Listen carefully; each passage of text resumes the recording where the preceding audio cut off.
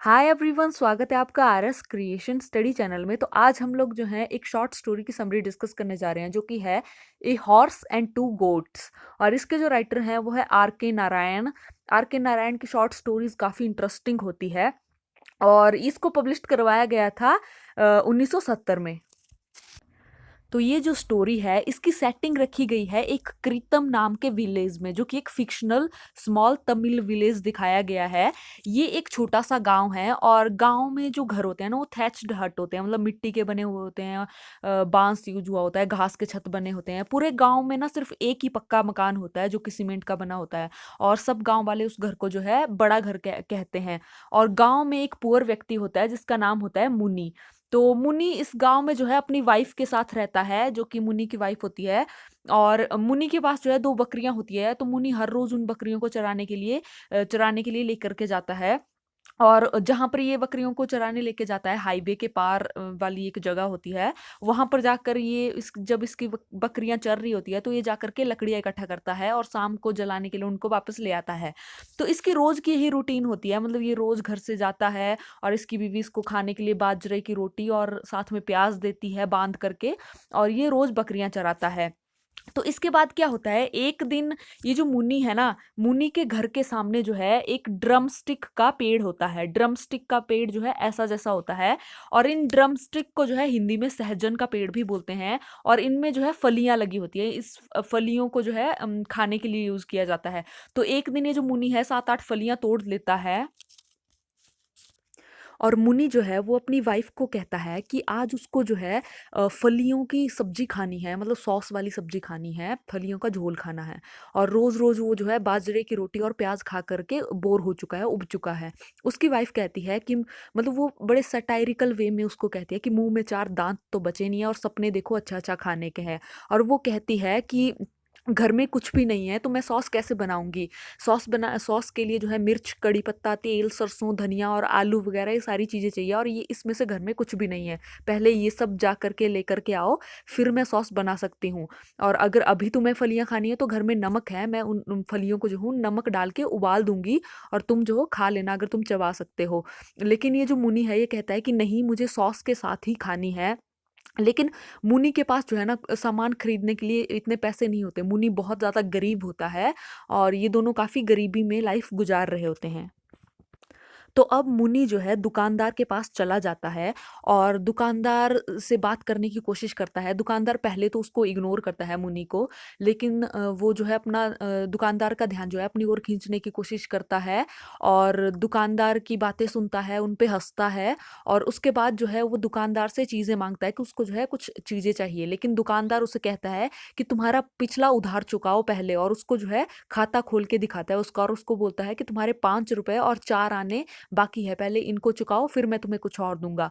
तो मुन्नी दुकानदार से इवन झूठ तक बोल देता है कि मेरे बेटे ने मुझे चिट्ठी लिखी है और मेरा बेटा मुझे पैसे भेजेगा। तो इस दुकान पर बाकी और भी लोग बैठे होते हैं, तो इनमें से एक व्यक्ति बोलता है कि अच्छा तुम्हारा बेटा भी है, हमें तो पता ही नहीं था। जब जो मुनि होता है वो झूठ बोल रहा होता है, उसकी कोई औलाद नहीं होती है। तो अब ये जो मुनि है ये एक और झूठ बोल देता है, क्योंकि उसको लगता है कि बेटे वाली बात तो कोई मान नहीं रहा है। तो ये कहता है कि मैं जो हूँ 50 साल का होने वाला हूँ और मेरा जन्मदिन है।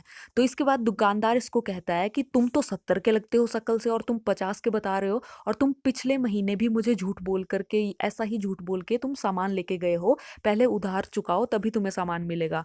तो ये जो मुनि है ये काफ़ी कोशिश करता है, लेकिन दुकानदार उसे कुछ नहीं देता है। अब मुनि जो है वापस घर आ जाता है। तो मुन्नी जब घर पे वापस आता है तो अपनी वाइफ को कहता है कि तुम इन फलियों को जो है किसी को बेच दो जा करके, और इससे जो है थोड़े पैसे आ जाएंगे और हमारा कल का तो कुछ ना कुछ चल पड़ेगा, क्योंकि मुझे दुकानदार ने कोई सामान नहीं दिया। दुकानदार पहले कहता है कि पहले के पैसे चुकाओ। तो उसकी जो वाइफ होती है ना वो कहती है कि मैं आज घर से कहीं नहीं जाने वाली, मैं घर में ही रहूंगी, क्योंकि पास के ही गांव में जो है एक लाश मिली हुई है, और जो पुलिस वाले हैं वो सबसे पूछताछ कर रहे हैं, तो मैं तो घर से कहीं नहीं जाने वाली हूँ। इसके बाद रोज के तरह ही मुन्नी की वाइफ उसको जो है बाजरे की रोटी और प्याज बांध करके दे देती है और वो जो है बकरियां चराने के लिए चला जाता है। ये जो है बकरियां कहाँ पर चराता है, हाईवे के पास चराता है। और ये जो हाईवे है इसके पास ही एक स्टैचू होता है। ये जो स्टैचू होता है ये जो है एक घोड़े का स्टैचू है और ये बहुत पुराना स्टैचू है।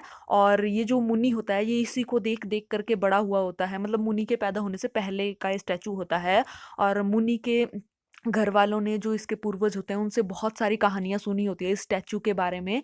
इस स्टैचू की बहुत सारी कहानियाँ होती है। तो मुनि जो है जब बकरियाँ इसकी चर रही होती है तो ये इसी की छाया में बैठता है और यहीं पर बैठ करके खाना खाता है। तो ये जो मुनि है एक दिन इस स्टैचू के नीचे बैठा होता है। तभी क्या होता है कि यहाँ पर हाईवे होता है जो सामने। तो इस हाईवे के सामने आकर के एक गाड़ी रुक जाती है। और ये जो गाड़ी है इसमें से एक फॉरेनर निकलता है। और ये जो फॉरेनर होता है ये मुंशी से पूछता है कि क्या आसपास कोई गैस स्टेशन है, क्योंकि ये जो फॉरेनर है ना इसकी गाड़ी का फ्यूल खत्म हो चुका होता है। तो इसको जो है फ्यूल भरवाना होता है। लेकिन फॉरेनर इंग्लिश में बोल रहा होता है और मुनि सिर्फ और सिर्फ जो है तमिल लैंग्वेज जानता है, इसके अलावा इसको कोई लैंग्वेज नहीं आती है। और मुनि जो है कुछ भी समझ नहीं पाता है कि ये फॉरेनर उसको क्या बोल रहा है। और फॉरेनर को देख करके ये जो मुनि है ना ये डर जाता है, क्योंकि फॉरेनर ने जो है खाकी कपड़े पहने होते हैं एक पुलिस वाले की तरह। तो मुनि को लगता है कि ये जो फॉरेनर है एक पुलिस वाला है और अभी अभी जो गांव के पास मर्डर हुआ है ये उसके बारे में पूछताछ करने के लिए आया है। तो ये जो मुनि है ये यहाँ पर कहता है कि मुझे कुछ नहीं पता है साहब। वो जो मर्डरर है वो शायद पास वाले गांव का है, तो आप पास वाले गांव में जा करके पूछताछ कीजिए, मुझे कुछ नहीं पता। अब ये जो फॉरेनर है ये मुन्नी को बताता है कि ये जो है न्यूयॉर्क से है और मुन्नी को जो है सिगरेट ऑफर करता है। सिगरेट के ऑफर से मुन्नी जो है थोड़ा-सा उसके ऊपर फॉरेनर के ऊपर ट्रस्ट करने लग जाता है कि ये अच्छा इंसान है और दोनों में बहुत सी बातें होती है, एक-दूसरे को बहुत सारी बातें सुनाते हैं एक-दूसरे की। लेकिन इन दोनों को ही एक भी शब्द समझ में नहीं आ रहा होता है, ये दोनों क्या बात कर रहे हैं एक-दूसरे को, मतलब इन दोनों को कुछ पता नहीं लग रहा होता है, ऐसे ही बातें सुनाए जा रहे होते हैं एक-दूसरे को। तो एक दूसरे और ये जो मुन्नी होता है इसको सिर्फ और सिर्फ यस और नो वर्ड पता होते हैं इंग्लिश के, बस इससे ज्यादा इसको कोई वर्ड पता नहीं होता। अब यहाँ पर ये जो स्टैचू होता है ना घोड़े का, तो ये इस फॉरेनर को बहुत ज़्यादा पसंद आता है। और मुन्नी भी जितनी भी स्टोरीज मुन्नी को पता होती है इस स्टैचू के बारे में ये सब बता देता है फॉरेनर को, हालांकि फॉरेनर को एक भी बात समझ में नहीं आती है। और अब फॉरेनर को लगता है कि ये जो स्टैचू है ना इसका मालिक मुन्नी है और वो जो है इस स्टैचू को खरीदना चाहता है और कहता है कि अब हम कुछ बिजनेस की बात करते हैं। तभी ये जो फॉरेनर होता है मुन्नी को जो है 100 रुपए का नोट निकाल करके इसको देने की कोशिश करता है और इसको मतलब इसको कहता है कि मैं इस स्टैचू को खरीद लूँगा। तो मुन्नी को लगता है कि ये जो फॉरेनर है इसको छुट्टे चाहिए। तो मुन्नी कहता है कि मेरे पास तो आपको छुट्टे नहीं मिलेंगे, आपको इसके लिए गाँव के दुकानदार के पास जाना पड़ेगा, क्योंकि गाँव के दुकानदार के पास जो है बहुत सा छुट्टा पैसा मिल जाएगा तो आपको वो छुट्टे दे देगा। और वो नोट नहीं पकड़ता है। फॉरेनर को लगता है कि मुन्नी को और पैसे चाहिए और वो उसको कन्विंस करते-करते क्या करता है उसकी बकरियों के पास बैठ जाता है और उस इसकी बकरियों को सहलाने लगता है। तो मुन्नी को यहाँ पर लगता है कि ये जो फॉरेनर है ये इसकी बकरियों को खरीदना चाहता है। और ये जो मुन्नी है ये बहुत ज़्यादा खुश हो जाता है। तो ये जो मुन्नी है ये यहाँ पर पैसे पकड़ लेता है और खुश होकर के कहता है कि मैं कभी गाड़ी में नहीं बैठा अपनी पूरी लाइफ में और मेरी बकरियां जो है वो गाड़ी में बैठेगी। और वहां से चला जाता है घर की तरफ। अब यहाँ पर क्या होता है कि ये जो फॉरेनर होता है ये वहीं पर बैठा रहता है और इसको लगता है कि ये जो मुन्नी है ये गांव से मदद लाने के लिए गया है और ये जो है वापस लोगों को लेकर के आएगा इस स्टैचू को गाड़ी में लदवाने के लिए। लेकिन तभी हाईवे पर एक ट्रक आ जाता है जिसमें काफी लोग जो है उसके ऊपर होते हैं। तो फॉरेनर उनसे हेल्प माँगता है कि वो लोग उसे हेल्प करें और वो उन्हें भी पैसा देगा अगर वो लोग उसकी हेल्प करेंगे स्टैचू को गाड़ी पे लदवाने की, और उसको जो है कुछ थोड़ा-सा जो फ्यूल है वो चाहिए।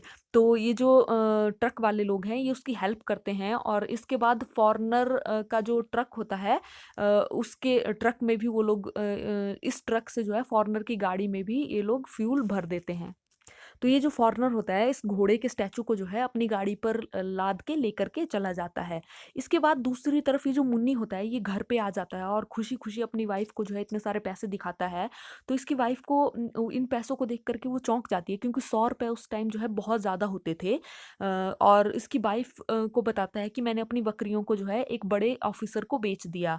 लेकिन इसकी बीवी को इसके ऊपर बिलीव नहीं होता है और वो कहती है कि पक्का तुमने चोरी करी हुई है और तुम जो हो झूठ बोल रहे हो। और ये अपने पति को कहती है कि तुम्हें देख लेना, पुलिस वाले अगर रात में तुम्हें पकड़ने के लिए आएँगे तो मैं तुम्हें बिल्कुल नहीं बचाने वाली हूँ, और अगर तुम्हें हड्डियाँ तोड़ेंगे तुम्हारी पुलिस वाले तो मैं तो मायके चली जाऊँगी यहाँ से, और तुम रहना यहीं पर। अब इसी बीच क्या होता है, ये जो मुन्नी है इसकी दोनों बकरियां फिर से घर पे वापस आ जाती है, और इसको क्योंकि ये बकरियां फॉलो कर रही होती है। अब मुन्नी बड़ा कंफ्यूज हो जाता है कि उसे समझ में नहीं आता कि बकरियां मतलब बकरियां भाग करके आ गई या फिर फॉरेनर ने इन्हें खुद ही छोड़ दिया। और मुन्नी की वाइफ उसे काफ़ी ज़्यादा डराती है कि अगर पुलिस वाले आएंगे तो मैं तो मायके चली जाऊंगी। तो अब यहाँ पर क्या होता है कि मुन्नी बेचारा बहुत ज़्यादा कंफ्यूज होता है और उसको कुछ भी समझ में नहीं आता, और यहाँ पर इस स्टोरी की एंडिंग हो जाती है। तो जाने अनजाने ही सही मुन्नी ने जो है उसको घोड़ा बेच दिया होता है, और उसके पैसे भी उसको मिल गए होते हैं, और उसकी बकरियां भी इसके पास वापस आ जाती है। तो यहाँ पर एंडिंग हो जाती है। आई होप आपको ये स्टोरी बहुत अच्छी लगी होगी। अगर अच्छी लगी होगी तो प्लीज़ मेरे चैनल को लाइक शेयर और सब्सक्राइब जरूर कीजिए। मिलते हैं ऐसी किसी नेक्स्ट वीडियो में, तब तक के लिए अपना ध्यान रखिए। Bye bye.